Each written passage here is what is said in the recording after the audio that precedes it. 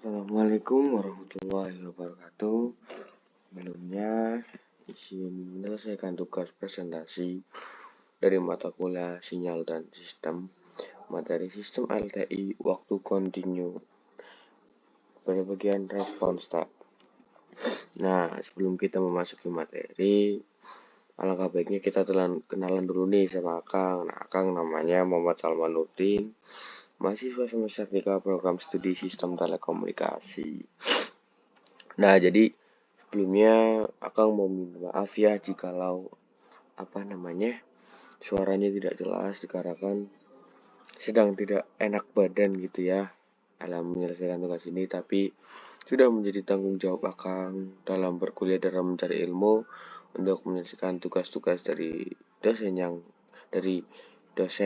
gitu loh, yang dikasih sama dosen.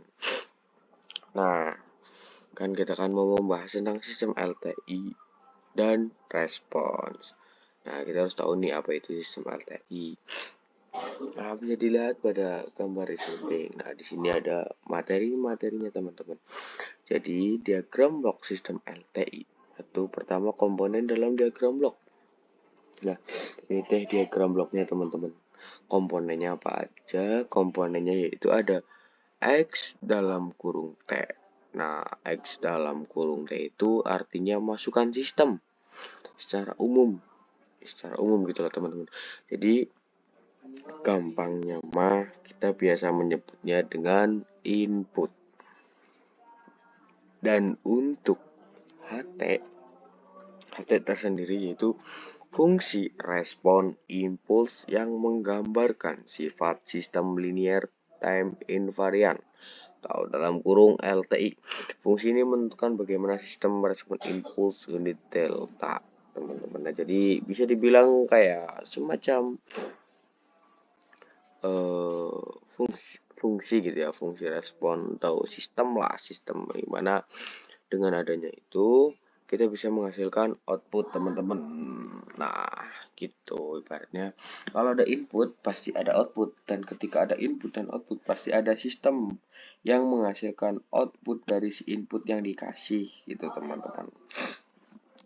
Nah, untuk Y dalam kurung T sendiri yaitu keluaran sistem secara umum, kan ada Y dalam kurung T ya, tadi kan output ya. Output teman-teman, keluaran sistem secara umum. Jadi pasti kalau ada input ada output, dan kalau ada input dan output pasti ada sistem. Sistemnya HT, inputnya XT, dan outputnya itu YT. Nah, sekarang ada UT nih. UT atau apa itu UT? UT di sini tuh fungsi unit step. Biasanya digunakan sebagai masukan untuk menganalisis respons sistem. Itu bisa dibilang kayak inputnya lah, contoh dari inputnya. Nah, untuk si ST, keluaran sistem ketika masukan adalah unit step, dikenal sebagai respons step. Jadi si U ini tuh unit step, unit step yang dimasukkan diproses sama si HT, keluarlah si ST, S dalam kurung T, sistem keluaran atau yang biasa disebut itu respons step, karena masukannya itu unit step teman-teman gitu. Nah, untuk respons stepnya itu respons step dalam kurung S dalam kurung T didefinisikan sebagai hasil konvolusi antara respon impuls H dalam kurung T dan fungsi unit step U dalam kurung T. Nah, S dalam kurung T sama dengan HT dikali U dalam kurung T teman-teman. Jadi gampangannya si UT ini adalah ST kan keluaran ya. Respon ST didefinisikan sebagai konvolusi antara respon impuls AT dan fungsi unit step. Fungsi unit step itu UT. Nah, jadi si ST itu sama dengan HT kali UT. Dengan definisi konvolusi, S dalam kurung T sama dengan integral min T hingga TH dalam kurung tau kali U dalam kurung T min tau tau.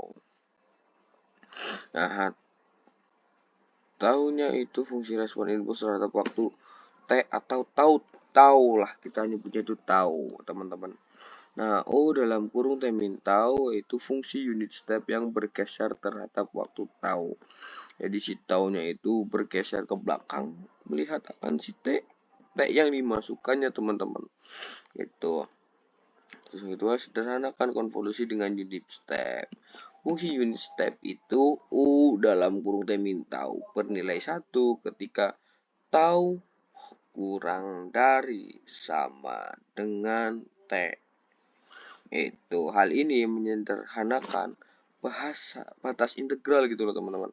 Menjadi S dalam kurung T sama dengan integral minta hingga TH dalam kurung tau D tau teman-teman. Jadi si fungsi unit step itu akan bernilai itu ketika taunya itu lebih kecil gitu teman-teman, lebih kecil kurang dari sama dengan T-nya gitu. Nah, dengan demikian respon step adalah integral dari respon impuls HT. Maaf, HT gitu ya teman-teman. HT hingga waktu T. Kesimpulannya yaitu hubungan S dengan HT.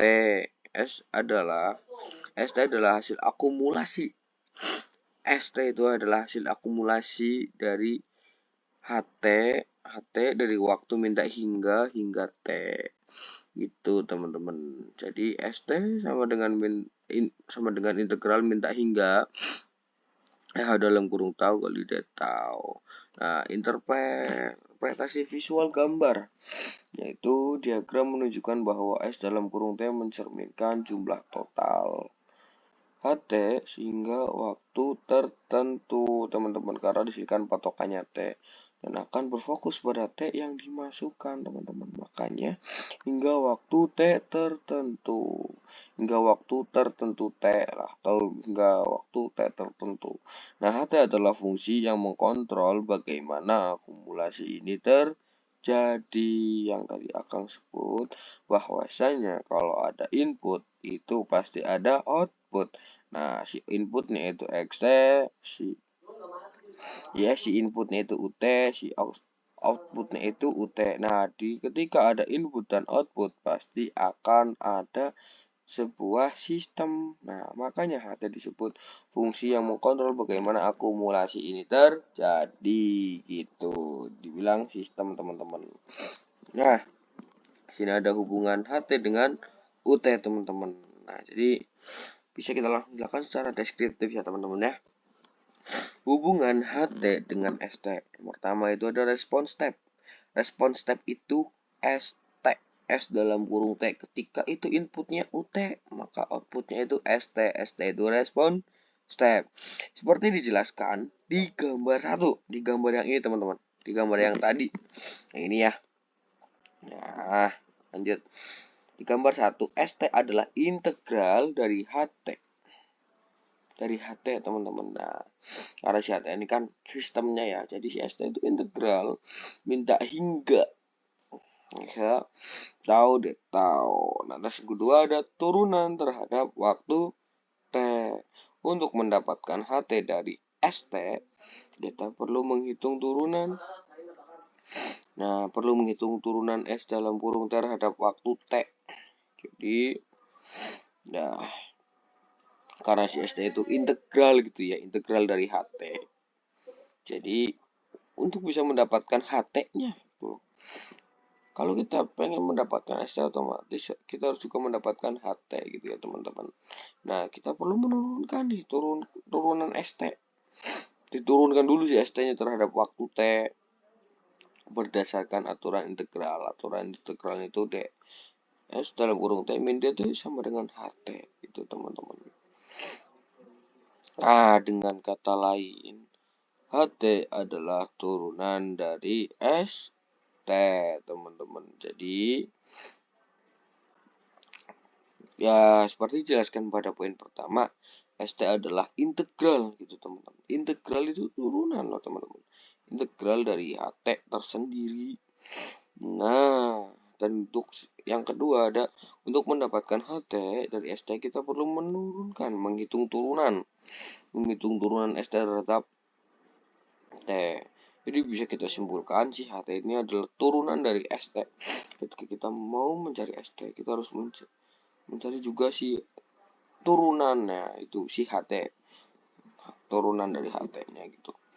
Nah, kesimpulan hubungan pertama, jika S dalam kurung T diketahui, maka H dalam kurung T dapat dihitung dengan HT sama dengan DS dalam kurung T min DT. Nah, jika si ST-nya diketahui teman-teman, maka bisa langsung menghitung si DT, HT-nya itu berapa gitu dengan rumus HT dalam kurung DS dalam kurung T per DT.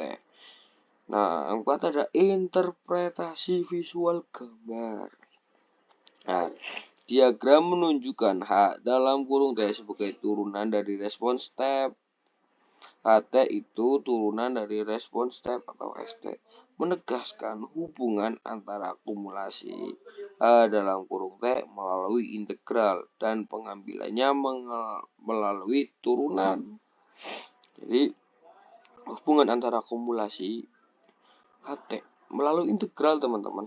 Di perhitungannya itu berhubungan dengan integral dan pengembaliannya itu melalui turunan teman-teman. Nah, makanya di sini dengan kata lain HT adalah turunan dari si ST gitu teman-teman.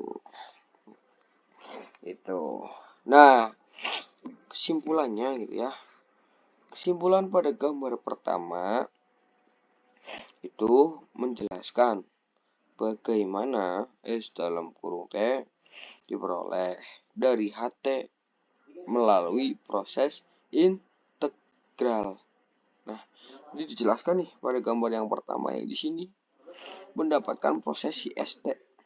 Nah, ST itu kan dalam kurung HT konvolusi UT. Maka misalkan integral minta hingga HT atau kali UT min tau dalam kurung D tau. Jadi ST sama dengan integral minta hingga sampai T gitu. Sampai T dengan H tau D tau teman-teman. Jadi kan bener ya. Kesimpulan dari gambar yang pertama itu menjelaskan bagaimana kita mendapatkan ST. Ya, ST diperoleh lah. Beroleh dari HT melalui proses integral teman-teman. Nah, terus yang kedua, fokus pada akumulasi HT untuk membentuk ST. Ya, sesuai dengan poin yang pertama gitu teman-teman. Gimana kita memperoleh ST. Jadi, gambar pertama juga fokus pada akumulasi perhitungan. Nah, perhitungan si sistem yaitu ya HT untuk membentuk si ST-nya teman-teman. Itu. Dan yang kedua, gambar yang kedua itu menjelaskan HT diperoleh dari ST melalui proses turunan. Nah, sekarang kan yang di nomor satu kan yang dicarikan si ST ya, ST dari HT. Sekarang keduanya nih, ketika kita modal A ke B itu melalui integral di gambar pertama, kan tetapi ketika di gambar kedua modal B tersebut dikembalikan menjadi modal awal, modal A melalui proses turunan, jadi diturunkan teman-teman gitu.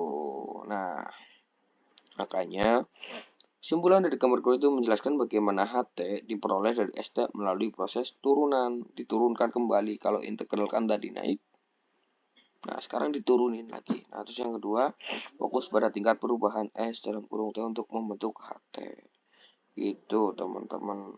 Nah, mungkin jikalau ada yang ingin ditanyakan, boleh langsung aja di kolom komentar sebelumnya.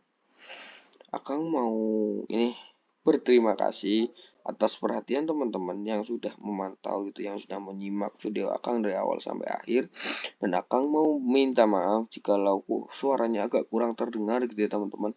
Agak kurang sehat dalam tag video ini teman-teman. Jadi mohon doanya juga biar Akang disehatkan kembali dan bisa merangkum dan menjelaskan materi-materi yang Akang dapat di perkuliahan program studi sistem telekomunikasi. Itu mungkin cukup dari Akang Muhammad Salman Nurdin, mahasiswa semester 3 program studi sistem telekomunikasi. Ini dari Akang cukup sekian. Wassalamualaikum warahmatullahi wabarakatuh.